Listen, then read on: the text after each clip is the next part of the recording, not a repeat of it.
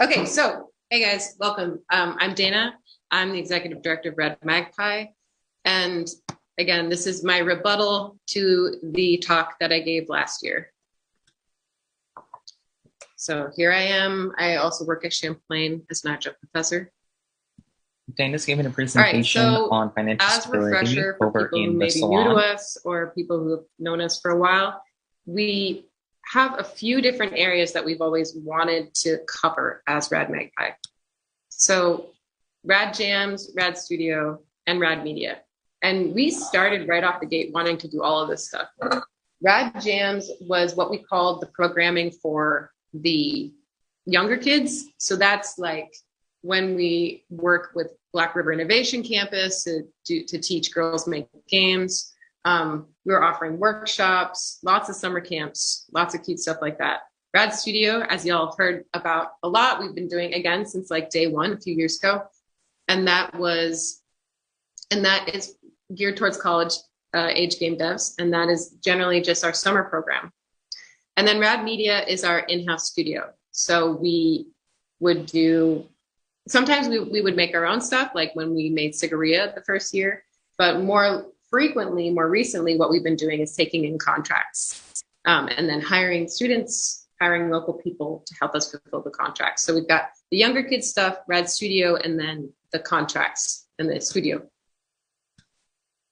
And then lastly, fundraising, business development, like that like just general pillar of how you make a nonprofit run. And this was, we were spreading all of our energy to all of these things, basically since day one for the past 3 or 4 years. A few statistics about us. We are 501c3 certified, which happened a couple years ago. Founded in 2018, 2 years ago. And our annual operating budget is about $250,000 a year at this point. So how did we get there? So I like to say this is a story in 3 parts. And again, what you heard last year was the second part. So 2019, the theme was take every half-baked idea and just run as fast as you can at it. 2020, think like a business and grow. 2021, hone in, practice abundance. And that's the stage we're in right now. All right, so 2019, the start. This is what we try to do. We had a lot of ideas, and we just went for it. What happened was this really, like, we didn't really do a lot of fundraising. We had this big, beautiful plan for these summer camps. We literally just pulled the plug on them like a few weeks before we were going to do them. Rad Studio was like not that great. And Cigaria, which I helmed, by the way, so I don't feel bad saying this, really didn't pan out the way it was supposed to. So this is where we were at, and it was like a painful year. This to me is what happens when you try to do everything at exactly the same time. What did we learn from it? Oh, and it was also very expensive, right? This wasn't like, oh, whoopsie, like it was also like, ouch, that cost a lot of money. This is going to be hard to recover from.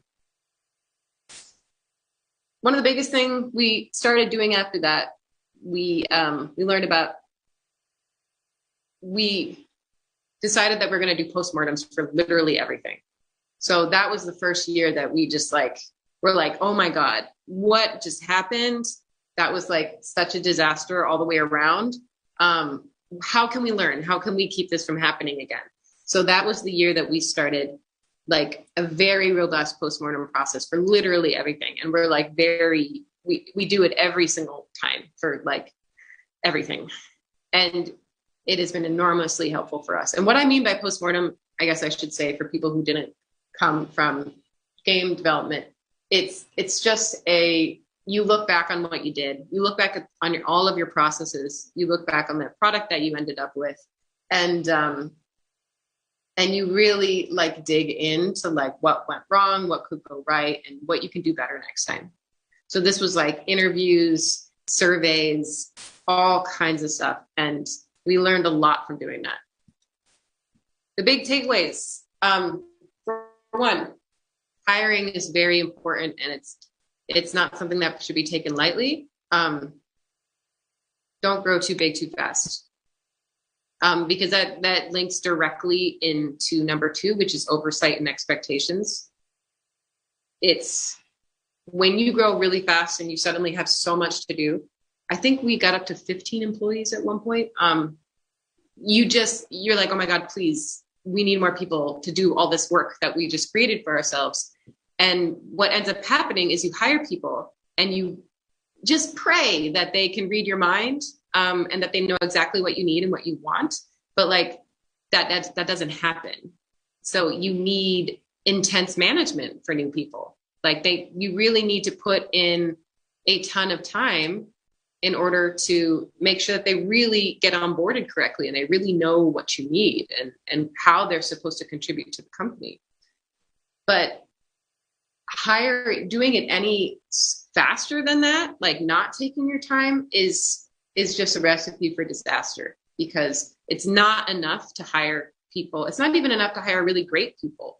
You need to have the energy and the time in order to manage them and let them know what their expectations are. Lastly, under promise, over deliver. It's so simple, but like so important. Like, if you feel yourself getting too excited, like rein it in. Like, it's so much better to wow somebody by going above and beyond than to promise something and then not be able to follow through with it because you just had too many big ideas at the same time. So that was a hard way to learn those lessons, but that I'd say would be the 2019 lessons. Yeah, I'm just gonna put that on the screen and then keep going. Okay.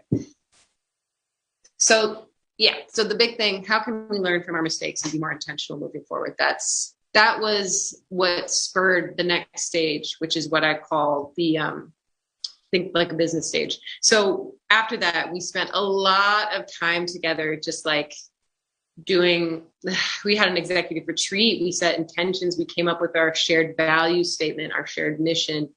We talked about like all our hopes and dreams for the organization. I mean, we really, instead of flying in 1,000 different directions, we tried to do the work to be like, well, okay, we can't do 1,000 things. What do we really want to do? So we did quite a bit of that. And then, like I said, like last year, the theme was think like a business. And this is the presentation I gave last year. This is where I was at last year. This is where I thought we should go. What that meant was looking at those different segments and thinking critically, like, okay, how can we grow each one of those separate segments separately? Setting goals for each of those segments separately. So we had the Rad Jams for the kids. We had Rad Studio for college students. We have Rad Media, our in-house contracting business. So I literally had like a 50-page document, which was just all of the goals for all those different sections, and getting really intentional about creating like income targets, participation targets, just targets, right? Because it felt like, okay, if we get like really specific about what we want to target, then we can get there. That's how we're going to get there, is if we get really specific instead of doing this like haphazard approach. I wanted to diversify our income sources, because the more financial sustainability you really, especially as a nonprofit, obviously you don't want to put all your eggs in one basket. So the more steady sources of income I could help create, the healthier our organization was going to be for a long time.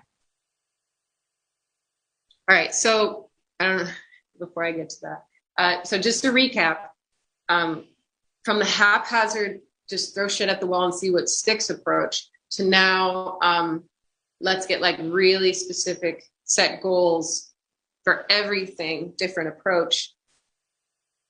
What happened, right? So we got incredibly intentional. We were doing postmortems, we were having retreats, we were setting all these goals, writing all these documents, working really hard. What happened? Okay. Frankly, it was okay. Like, we did it. We delivered. The stuff we were delivering was really good, but there was another issue that we were like very tired all the time, very stressed out because we were still kind of doing the same thing. We were still doing like 17 different things, except for now we were being very intentional and like measured about it.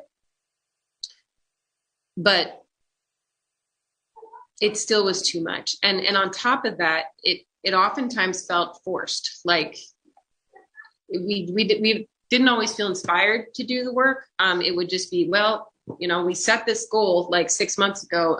I guess let's just like really like push at it and like see what comes of it. So it still wasn't working. Like this still wasn't working for us. And so the next stage, what if there was another way? And that's, I'm just taking a look because I feel like I could talk forever. Oh yeah, I'm good. Okay.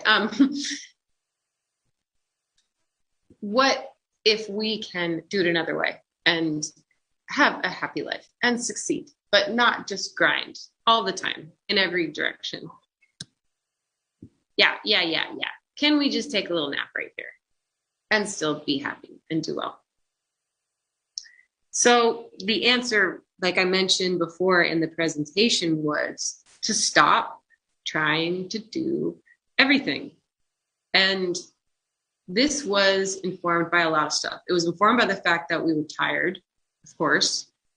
It was also informed by a lot of thinking we had been doing as an organization about like, what is the purpose of a nonprofit?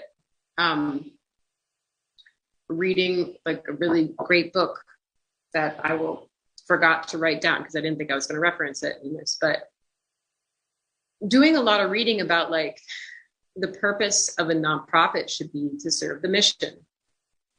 It's not a business. A business, we can't think like a business. A business exists on this planet to make money, right? And to succeed within in and of itself. Like that's the reason. The reason is to make money, to scale, to grow. Last year, I was thinking a lot along those lines. Like I wanted to scale. I wanted to grow. I wanted to make this a nonprofit that could like reliably employ people, like people that I really care about for a long time. But that is not the purpose of a nonprofit, right? That is a purpose of a business. A business's purpose is to become sustainable so it can employ people for a long time and make money. The purpose of a nonprofit is to serve the mission. And that is hugely, that is, when you think about it that way, it really, really changes your perspective. Suddenly it's like, well, why are we doing all this stuff? Is this really the stuff that best serves the mission?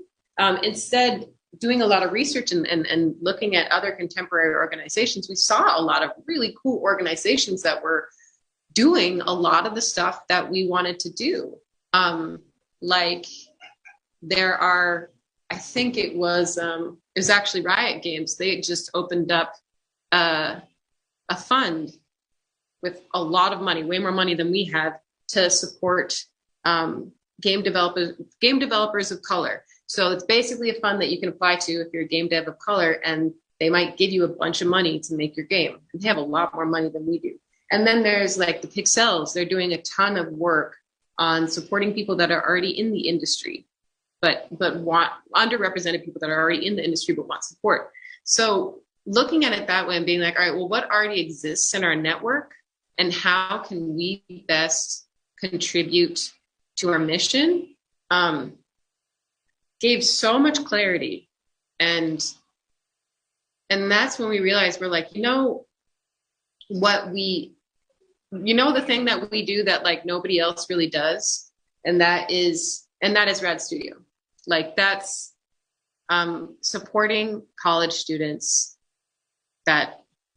because shaking my head, underrepresented college students do not get enough support in game development programs in college. They just straight up don't. It's just an issue that is not addressed nearly enough. You got a couple amazing faculty probably in there that are like, this is an issue, we need to deal with it. But for the majority, colleges tend to treat game development like it is an industry created within a vacuum, within a bubble. So you're only there to learn your technical skills. It's only instrumentalist. You know, you learn technical skills. We're just going to pretend like racism and sexism and stuff like that isn't an issue.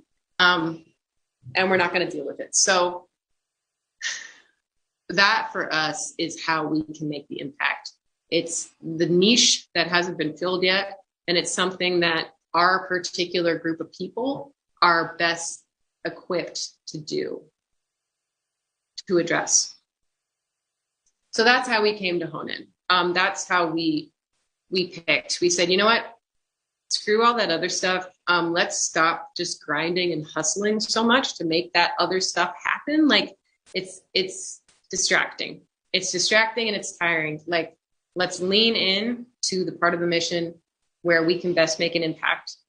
And I also mentioned, it doesn't mean that when people come to us with really cool opportunities, we say no, because doing Rad Studio means we do have more time. We're very, very busy in the summer. I mean, it is a year-round endeavor, planning and executing it, but it doesn't take as much time in the spring and fall, especially. So when people come to us with very cool things, like we keep working with UVM, with Dr. Ellen McGinnis, and Brian McGinnis, Allostatic, or when Make-A-Wish came last year, like those are awesome opportunities. Or Black River Innovation Campus, they just hired us to make a Girls Make Games happening next week. When those opportunities come up, it's like, oh, hell yeah, thank you. Thank you for hiring us. Thank you for giving us money because that helps us with our mission of Rad Studio. It really does. And not only that, every time a cool project like that comes along, we get to hire other people too. So when we're building an app or doing Girls Make Games, we get to hire other people that we really like. So that's sort of like my caveat. Like when opportunities come to us that are great, we take them, but we're not hustling to try to make it happen. We're just trying to follow the flow a little better. So where does that leave us? Okay, so the new guideposts: drop the made-up pressure of constant capitalist expansion and striving. Yes, indeed. This idea that you must always be growing. You must always be, like expanding your spending by like this much every year. That shows growth. You must always be expanding your programmatic offerings, whatever. We just had to drop that. Like what is that? Where did that even come from? I don't know. But we definitely felt it and we don't anymore. It's like, screw it. No, that's not the point. Like the point isn't to always be doing more. The point is to be doing the right thing. Do the thing that your loyal employees want and the market wants. And I said market like it's a business, but it kind of is. And this is what I was just saying, like what best serves the mission? What does the mission want us to do? And also I say loyal employees, like the people that have been with Rad Magpie since day one, like they have a really amazing sense of what we should be doing. And their heart will kind of guide us in the right direction too. And that was absolutely true of us. What we the kind of work we naturally felt called to do was also a really great indicator of where we should be pointing our attention. And lastly, once you find that thing, do that thing really well. And don't do anything else until you do that one thing really well. Like I do believe that in the future, Rad Magpie will expand to do other things besides Rad Studio. We have so many ideas. But it's just, we're not going to do that right now. Like we're going to wait until we feel like we've got it, until we feel like we've got it at the place we want it to be. And then if we feel called to go do something else, then we'll go do something else. This isn't a forever promise, but it is a commitment for right now. Believe in abundance. Oh, yeah. So, this is kind of a hard one, but I guess this is something we all should probably practice in all our lives all the time. But it's very difficult when you run a nonprofit. It can be really scary because I think anyone who started a small business or a nonprofit will understand this because there's money involved and people's livelihoods, you know, the way that people pay rent and eat food. So it can be really scary. And a lot of that grinding and striving and pushing in a million different directions was based out of fear. I mean, it really truly was, if you think about it. It was fear that if we didn't hustle and make it happen, like push as hard as we can, then it just wouldn't happen, you know? But that's just like not truly how the universe works. And I truly believe that if we're doing the right thing, if we're doing the thing that is helping people and pushing the mission forward, we won't have a problem. And it's sort of magical because we haven't. I mean, we've been here for 3 years now, which I think is pretty freaking awesome. So yeah, it's a practice. It's a practical mindset of believing that there's plenty, that we're going to do great, that we're going to do fine, that there's more than enough money and resources for us, and stop planning our work and our hustle around the fear that if we don't, that there won't be enough. So yeah, that's the new, like, I'm going to print that out and hang it on the wall because that's what we're trying to live by now. Oh, yeah. Nope. Canceled. Canceled that. Results so far. New partners are reaching out. We grew our key offering, Rad Studio. We like doubled it because we were focusing on it. And our Rad Studio income grew from 800%, which to me is, for financial sustainability, it's just amazing. Like it just means that we are finding new avenues to keep the money coming in reliably and comfortably. And we feel better. Like these are our lives, you know, like we deserve to feel good at our jobs, and we do now. And I got 2 minutes. So I'm just flawless at timing things. That's it, everybody.